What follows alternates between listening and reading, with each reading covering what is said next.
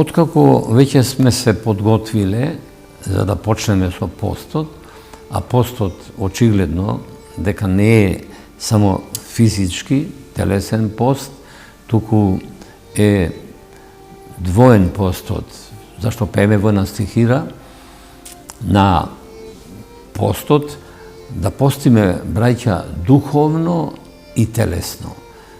Таму се споменува прво духовно, а потоа телесно, што значи предност има духовниот пост над телесниот пост.